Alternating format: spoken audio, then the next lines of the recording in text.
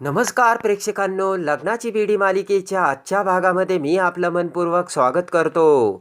त्यामध्ये आता रत्नपारख्यांच्या घरी सगळेजण आता खुश होऊन डान्स करत असतात आणि सिंधूचा गृहप्रवेश करून सिंधूला दणक्यात राजश्रीने आता सून म्हणून स्वीकारलेली असते आणि त्यामुळे आता रत्नपारख्यांच्या घरी आनंद झालेला असतो. आणि आता सावी सगट सिंधू ही दबंग स्टाईलने राघव बरोबर डान्स करत असते. राजश्री, काकू आता सगळेजण राघव आणि सिंधूच्या डान्समध्ये सहभागी झालेले असतात. सगळे काही नाचत असतात आणि त्याच वेळेस रत्नपारख्यांच्या दरवाजात वेणू तिथे आलेला असतो आणि त्या सगळ्यांकडे बघत आता वेणू सुद्धा खूप खुश झालेला असतो. इकडे आता डान्स करत असताना राघवचे लक्ष वेणूकडे जाते आणि वेणूला बघताच राघवला खूप आनंद झालेला असतो. वेणूकडे बघत राघव म्हणतो की अरे वेणू, तू कधी आलास? तर सगळ्यांचे लक्ष आता वेणूकडे जाते आणि वेणूला बघताच सगळेजण खूप खुश झालेले असतात आणि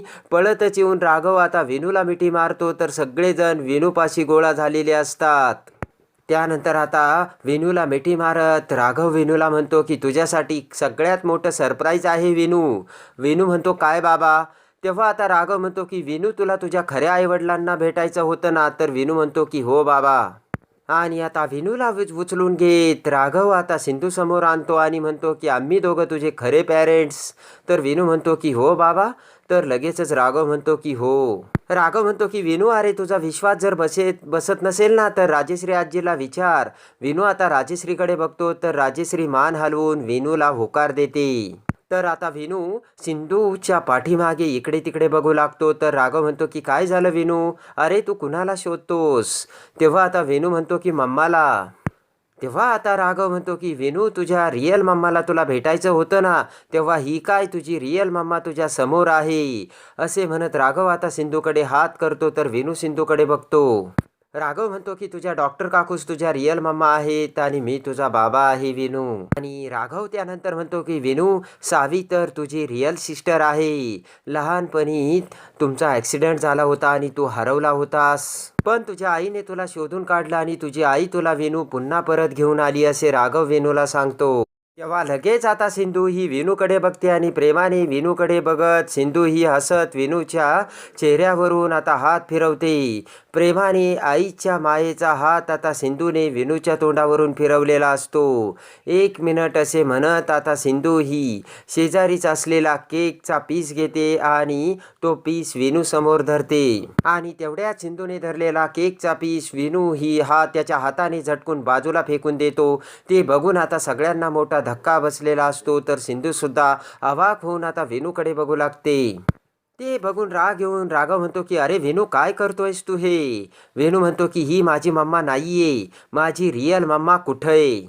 सगळेजण आता वेणूकडे बघू लागतात. तर राजश्री म्हणते की वेणू बाळा, अरे हीच तुझी मम्मा आहे. राजश्री म्हणते की राघव आणि राणी तुला आश्रमातून घेऊन आले होते. तर वेणू म्हणतो की नाही, माझी ही खरी मम्मा नाहीये.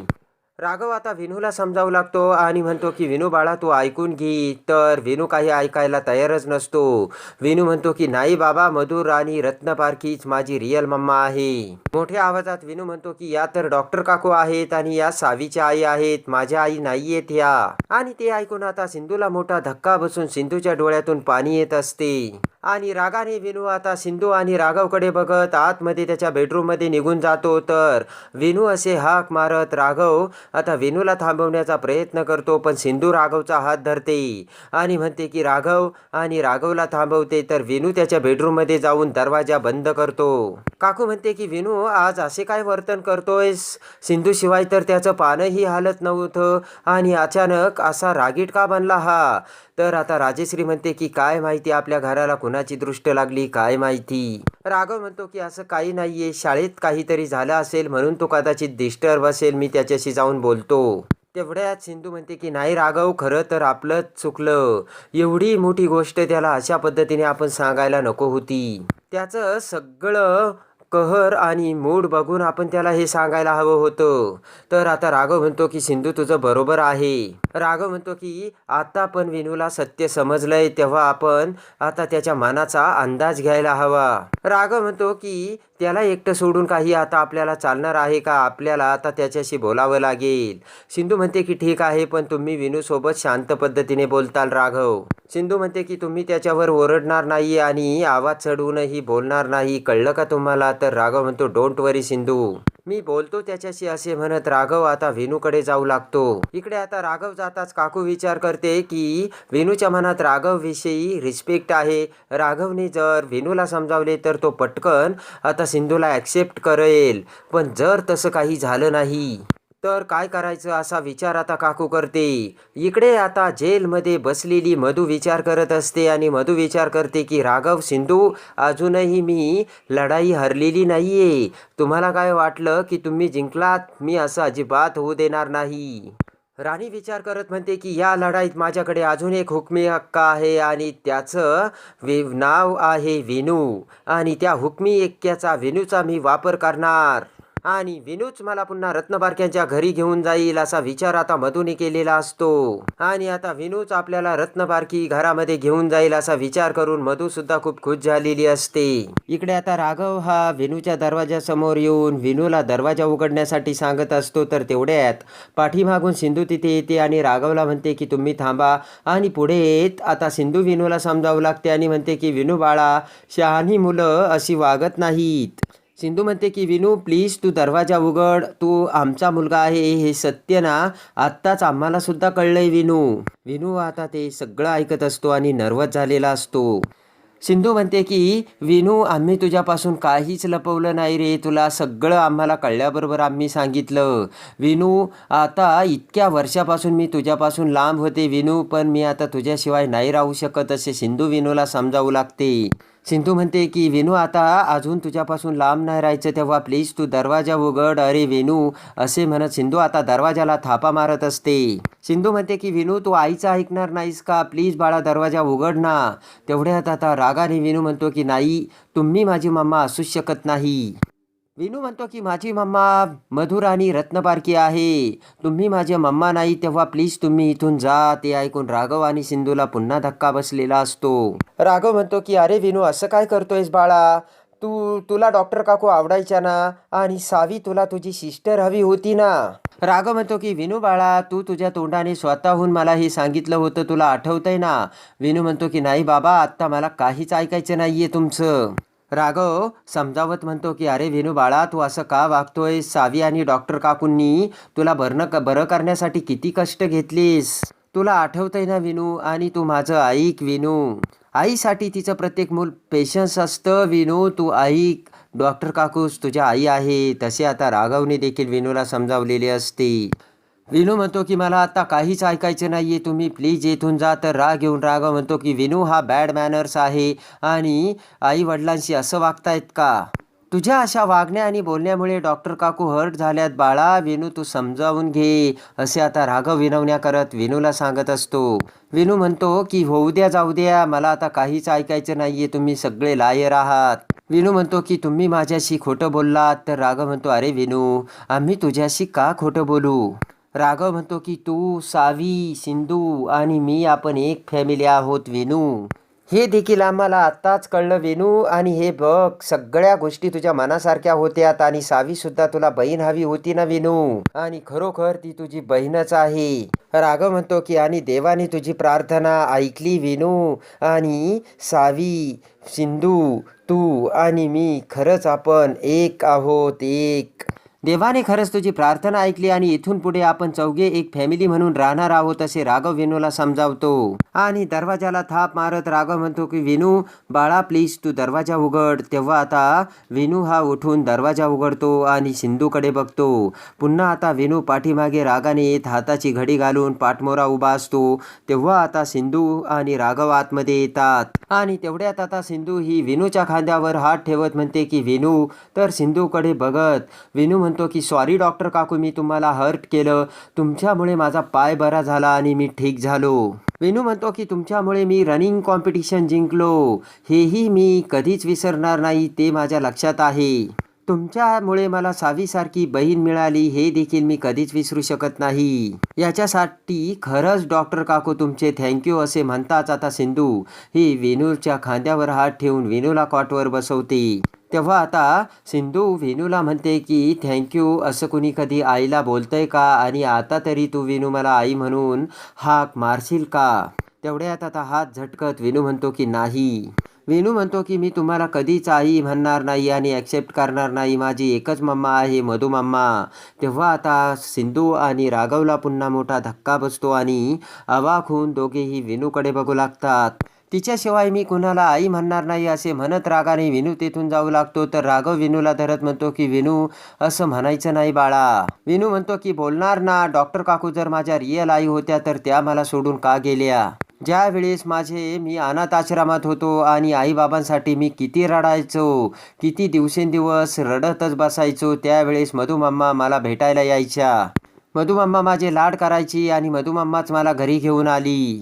तेव्हा आता वेणू म्हणतो की बाबा प्लीज तुम्ही मला यांना मम्मा म्हणायला लावू नका आणि माझ्या रिअल मम्माला तुम्ही इथे घेऊन या, आणि माझी रिअल मम्मा जर इथे आली नाही तर मी जेवणार नाही अशी धमकी देखील आता वेणूने राघवला दिलेली असते. तेव्हा आता दोघांनाही मोठा धक्का बसलेला असतो.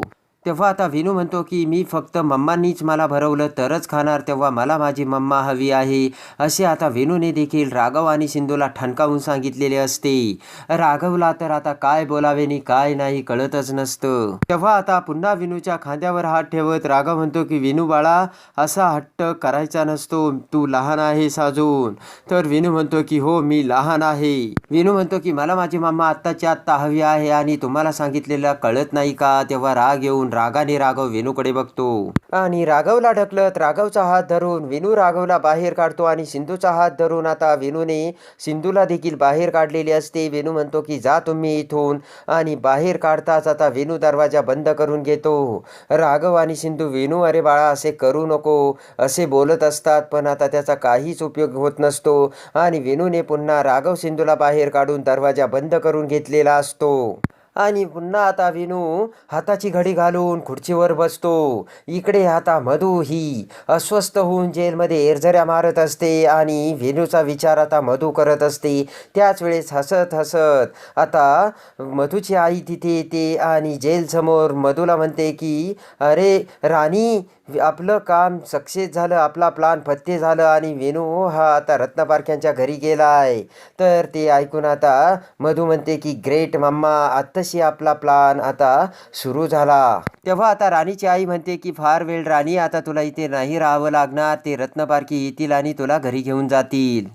राणी म्हणते की करेक्ट मामा, रिस्पेक्ट देऊन मला ते घरी घेऊन जातील. तेव्हा आता राणीची आई म्हणते की राघवच्या गोड बोलण्याला भारावून जाऊ नकोस बरं का. पण आत्ता राणी राग घेऊन मोठे डोळे करत राणी म्हणते की शक्यच नाही मामा, त्या राघव आणि सिंधूला मी आता कधीच माफ करणार नाही. राणी म्हणते की त्या सिंधूला काय वाटत असेल ती जिंकली म्हणून, अजिबात नाही, तिचाच डाव मी आता तिच्यावर कसा उलटवते ना मामा ते तू बघतच राहा. तेव्हा आता राणीची आई म्हणते की वेणूचं त्याच्या डॉक्टर काकूंवरती किती प्रेम आहे हे विसरू नकोस बरं का राणी तू. तेव्हा आता राग येऊन राणी म्हणते की वेणूचं त्याच्या डॉक्टर काकूवर की त्याच्या मम्मावर किती प्रेम आहे ना हे तुला कळलंच मम्मा आता. तेव्हा आता लगेचच राणीची आई म्हणते की राणी एवढा कॉन्फिडन्स. तर राणी म्हणते की हो, म्हणूनच मी माझा हुकमी एका एवढ्या प्रेमाने इतक्या दिवस जपून ठेवला होता. आता तेव्हा तू पुढे काय होतं ना फक्त बघत राहा मम्मा असे आता मधू ही तिच्या आईला बोलताच आता राणीची आई खूप खुश झालेली असते आणि राणीकडे बघत हसू लागते. इकडे मात्र आता वेणूने आपल्याला आई म्हणण्यासाठी नकार दिला हे आठवताच आता सिंधूच्या डोळ्यात पाणी आलेलं असतं आणि सिंधू रडू लागते. माझी एकच मम्मा आहे आणि ती फक्त मधू मम्मा, तिच्याशिवाय मी कुणालाच आई म्हणणार नाही हे वेणूचे बोलणे आता आठवून सिंधू ही रडू लागते. आणि टेबलवर बसून वेणूचा तो विचार करत असतानाच राघव तिथे येतो आणि सिंधूकडे बघतो. तेव्हा आता राघव देखील सिंधू शेजारी बसतो आणि आता मान फिरून सिंधू ही रडतच तेथून जाऊ लागते. तर राघव आता सिंधूचा हात धरून सिंधूला थांबवतो. तेवढ्यात काकू आणि राजेश्री देखील तिथे आलेल्या असतात आणि रडत असलेल्या सिंधूकडे बघतात. आणि प्रेमाने आता राघव हा सिंधूचा हात धरतो आणि म्हणतो की वेणूचा विचार करतेस ना सिंधू, एवढा विचार करू नकोस तू. राघव म्हणतो की वेणूला आता राणीची गरज नाहीये, कारण तो अजून लहान आहे आणि सत्य काय आहे ना हे त्याला खरं अजून कळलेलंच नाहीये आणि त्याला माहितीच नाहीये. सिंधू म्हणते की मला मान्य आहे राघव, पण विनूच्या नजरेत ना माझ्याविषयी एवढा तिरस्कार मी नाही बघू शकत राघव. तिरस्कार करतोय माझा तो राघव, असे आता सिंधू राघवला बोलते. तेव्हा राघव म्हणतो की विनू अजून लहान आहे सिंधू, तेव्हा तू त्याचं बोलणं एवढं मनावर घेऊ नकोस. राजेश्री आणि काकू देखील आता सिंधूकडे बघत असतात. काकू म्हणते की सिंधू, अगं लहान गोष्टी लहान मुलांच्या डोक्यात कोरल्या जातात. ही गोष्टी खूप नाजूक असतात आणि त्यांना खूप नाजूक पद्धतीने हाताळावे लागते आणि रिकवर होण्यासाठी या गोष्टींना खूप वेळ द्यावा लागतो. काकू म्हणते की अगं सिंधू, आपण जर गार पाण्यात पाय घातला तेव्हा त्या गार पाण्याचं तापमान आपल्या शरीराच्या तापमानाशी मॅच व्हायला जसा वेळ लागतो ना, तसंच मनावरच्या घावांचं देखील आहे सिंधू. काकू म्हणते की कधी कधी शरीरावरच्या घावांपेक्षा मनाचे घाव जास्त त्रास देतात सिंधू. राजेश्री आता सिंधूकडे बघते आणि म्हणते की सिंधू, वहिनी अगदी बरोबर बोलतायत आणि बरोबर सांगतायत. अगं जेव्हा तू कृष्णा बनून आली होतीस ना तेव्हा आमच्यापैकी कुणी देखील तुला ओळखलं नव्हतं. राजेश्री म्हणते की आणि वेणू तर लहान आहे सिंधू, तेव्हा त्याला सगळ्या गोष्टी समजून घ्यायला आपल्याला थोडा वेळ तर द्यावा लागणार ना. तर आता सिंधूला देखील राजेश्रीचे म्हणणे पटलेले असते. तर काकू म्हणते की हे बघ सिंधू, आणि रक्ताचं नातं असं असतं की रक्ताचं नातं कधी सुद्धा रक्ताकडेच ओढ घेतं. काकू म्हणते सिंधू, तू तर त्याची खरी आई आहे, तेव्हा वेणू आज नाही तर उद्या तुला नक्की स्वीकारेल बघ तू. असे म्हणत आता काकूने देखील खूप सुंदर असं उदाहरण देऊन सिंधूला समजावलेलं असतं. राघव म्हणतो की हे बघ सिंधू, तू ऑलरेडी त्याची आवडती डॉक्टर काकू आहेच आणि त्याच्या मनात तुझ्याविषयी कुठेतरी सॉफ्ट कॉर्नर आहे. तेव्हा आताच्या वेणूच्या वागण्यावर जाऊ नको सिंधू, तू त्याचे विचार देखील हळूहळू बदलतील. सिंधू म्हणते की कसा वेळ काढू राघव मी, इतक्या वर्षांनी माझा अंकुर माझ्या समोर आलाय आणि तो मला आई म्हणायला तयार नाहीये. हे मी कसं सहन करू राघव, तुम्ही सांगा ना, असे रडत सिंधू राघवला बोलते. आणि त्याचा मला खूप त्रास होतोय राघव. तुम्हाला माहितीये का, जेव्हा मी त्याची आवडती डॉक्टर काकू होते ना तेव्हा देखील तो माझ्याशी असं तुटकपणे कधीच वागला नाही राघव. सिंधू म्हणते की तो काय म्हटला तुम्ही ऐकलं ना राघव, तो फक्त मधूलाच त्याची आई मानतो. सिंधू म्हणते की तो म्हणाला की तो फक्त मधूच्याच हाताने जेवणार आहे आणि हे सगळं राघव मला नाही सहन होत. काकू म्हणते की बरोबर आहे सिंधू, तुझं म्हणणं देखील मला पटतंय, पण मी ज्या सिंधूला बघते ना ती सिंधू ही नाहीये, कारण सिंधू कधीच हार मानणारी नाहीये. तर ते ऐकून सिंधू आता काकूकडे बघू लागते. काकू म्हणते की तू तुझे प्रयत्न सोडू नको सिंधू, प्रेमाची ताकद खूप मोठी असते आणि त्या प्रेमाच्या ताकदीने दगडाला सुद्धा पाझर फुटतो सिंधू.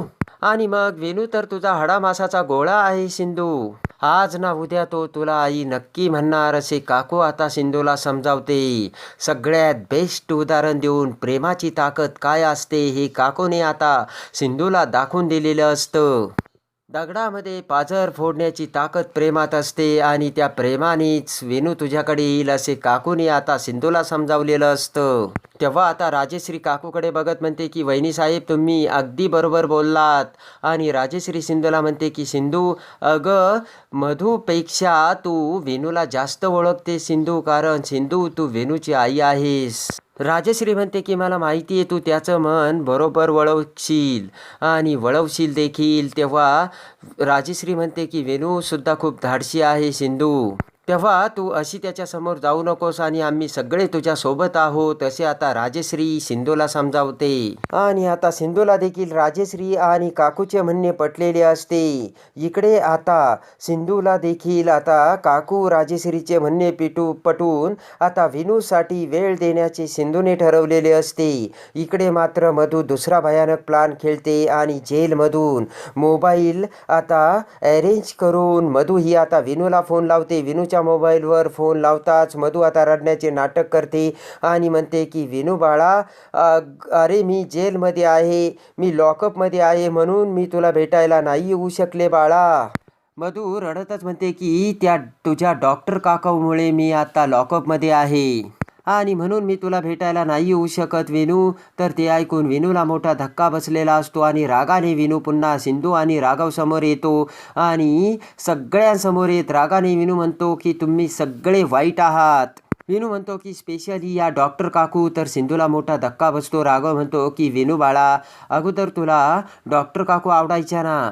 तर विनू म्हणतो की अगोदर आवडायच्या पण आत्ता नाही, कारण यांच्यामुळे माझी मम्मा लॉकअपमध्ये आहे. हे विनूचे बोलणे ऐकता सिंधू आणि राघवला सगळ्यात मोठा धक्का बसलेला असतो आणि मधूने लॉकअपमधून आता विनूला त्याचे कान भरलेले असतात. हे आता राघव सिंधूच्या समोर आलेलं असतं, कारण मधू ही लॉकअपमध्ये आहे हे विनूला कसं कळलं आणि दुसरं कोणीच ते सांगितलं नसून मग मधूनेच आता स्कूलमध्ये विनूचे कान भरले आणि विनूला हे सगळं करण्यासाठी भाग पाडलं. हे आता राघव सिंधू समोर आलेलं असतं. तेव्हा आता विनूच्या एकाच वाक्याने सगळ्यात मोठ्या मधूच्या सत्याचा उलगडा होऊन राघव आणि सिंधू आता मधूला शेवटच्या डावाला पुन्हा कसे आसमान दाखवतात आणि विनूच्या मनातील मधूची जागा कशी सिंधू घेते आणि सिंधू पुन्हा विनूची कशी आई होते आणि आता विनू हा सिंधूचा आई म्हणून कसा स्वीकार करतो आणि राघव आणि सिंधूचे विनू आणि सावीसोबत चौकोनी कुटुंब कसे एकत्र होते हे बघण्यासाठी आणि लग्नाची बेडी मालिकेच्या डेली अपडेटसाठी बेल नोटिफिकेशनवर क्लिक करून आपल्या चॅनलला लाईक करा, सबस्क्राईब करा.